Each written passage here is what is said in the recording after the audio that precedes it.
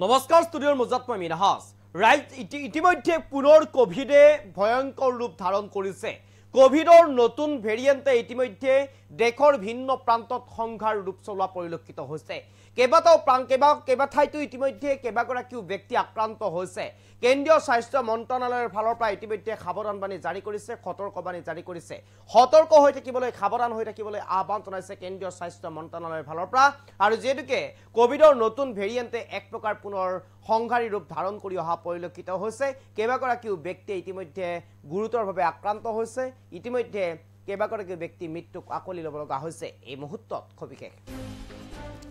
এই মুহূৰ্তত খবিকা লৈ বেগনে চেষ্টা কৰিছো সাৱধান হওক পুনৰ আহিছে মহামাৰী কোভিড পুনৰ মহামাৰী কোভিডে ভয়ংকৰ ৰূপ ধাৰণ কৰি আহিছে দ্ৰুতগতিত দেশৰ ভিন্ন প্ৰান্তত বিয়পিছে কোভিডৰ নতুন ভেৰিয়েণ্ট দ্ৰুতগতিত কোভিডৰ নতুন ভেৰিয়েণ্ট ইতিমধ্যে বিয়পিছে ক্ৰমাগতভাৱে বৃদ্ধি পাইছে কোভিডত আক্ৰান্ত ৰোগীৰ সংখ্যা ক্ৰমাগতভাৱে বৃদ্ধি পাইছে কোভিডত আক্ৰান্ত ৰোগীৰ সংখ্যা হংকং আৰু সিংগাপুৰৰ পাছত এতিয়া ভাৰতত বিয়পি পৰিছে কোভিড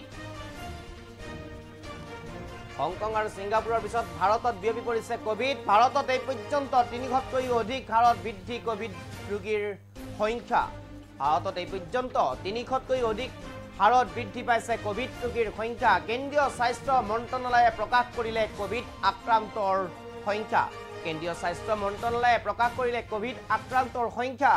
এই মুহূৰ্তত সবিশেষ লৈ কেনে চেষ্টা কৰিছো তামিলনাডু মহাৰাষ্ট্ৰ কৰ্ণাটক গুজৰাট দিল্লী হাৰিয়ানাত ধৰা পৰিছে কোভিড ৰোগীৰ সংখ্যা এই মুহূৰ্তত সবিশেষ লৈ কেনে চেষ্টা কৰিছো ৰাজস্থান ছিকিমতো পোৱা গৈছে কোভিড আক্ৰান্তৰ ব্যক্তি সাৱধান হৈ থাকক সতৰ্ক হৈ থাকক মুম্বাইত ৮০তকৈ অধিক ৰোগী আক্ৰান্ত